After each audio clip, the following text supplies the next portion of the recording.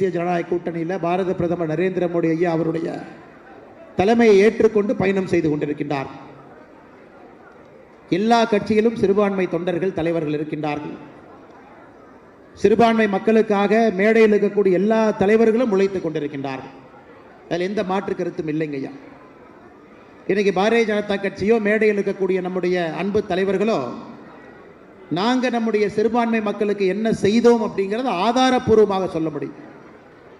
ஆனால் சிறுபான்மை மக்களுக்கு எதிரி என்று நம்மை சொல்லக்கூடிய திராவிட முன்னேற்ற கழகத்திட்ட நீங்கள் ஒரு 2 பாயிண்ட் சொல்லுங்கள், சிறுபான்மை மக்களுக்காக என்ன பண்ணியிருக்கீங்கன்னு கேட்டு பாருங்க.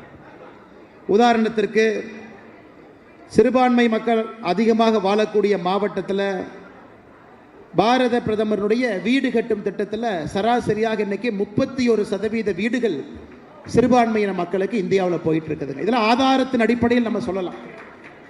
திராவிட முன்னேற்ற கழகத்தை போல நம்முடைய முதலமைச்சர் ஐயா ஸ்டாலின் அவர்களைப் போல இஃப்தார் நோன்பு திறக்கக்கூடிய நிகழ்ச்சியில் மட்டும்தான் சிறுபான்மை மக்களுக்கு பக்கத்தில் உட்கார்ந்து உங்களுடைய பாதுகாவலாக பேசுவாங்க.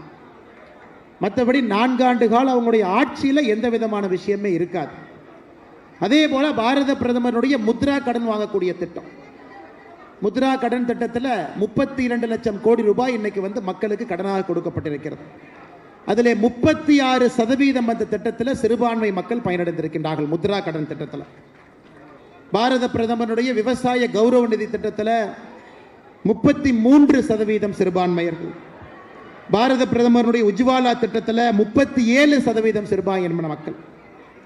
இஸ்லாமிய பெண் குழந்தைகள் படிப்பதற்காக அவர்களை ஊக்குவித்து படித்து முடித்த உடனே ஸ்கூல் படித்தவுடன் 51,000 ரூபாய் நம்முடைய பிரதமர் அவர்கள் வந்த பிறகு ஆரம்பித்த திட்டங்கள். இந்த மாதிரி நான் சொல்லிக்கிட்டே போகலாம்.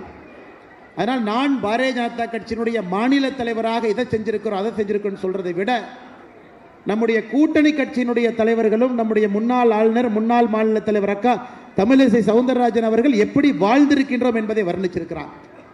அதை நீங்கள் என்னுடைய அன்பு வேண்டுகோள், ஒரு 10 நிமிஷம் இந்த நோன்பு நிகழ்வு முடிந்த பிறகு வீட்டுக்கெல்லாம் போகும் பொழுது கொஞ்சம் உங்களுடைய மனதை திறந்து ஒரு 10 நிமிஷம் மனதை திறந்து பாரத பிரதமர் நரேந்திர மோடி ஐயாவை பற்றி தேசிய ஜனநாயக கூட்டணி எங்கேயாவது நாம சிறுபான்மை மக்களுக்கு எதிரியாக எங்கேயாச்சும் இருந்திருக்கிறோமா அப்படின்னு நீங்கள் ஒரு 10 நிமிஷம் யோசிச்சிங்கன்னா போகிற, வேற எதுவும் எனக்கு வேண்டாம்.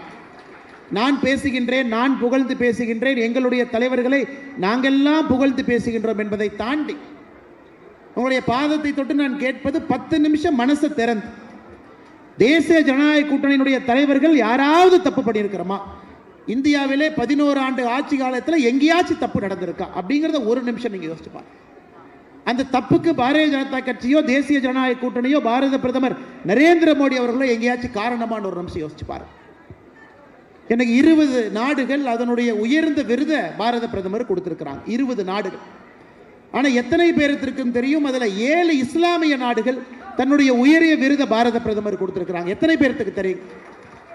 சவுதி அரேபியாவுடைய உயரிய விருது ஆர்டர் ஆஃப் அப்துல் அஜீஸ், ஒரு இஸ்லாமிய நாடு. மெக்கா மதினா 2 புண்ணிய ஸ்தலங்கள் இருக்கக்கூடிய நாடு.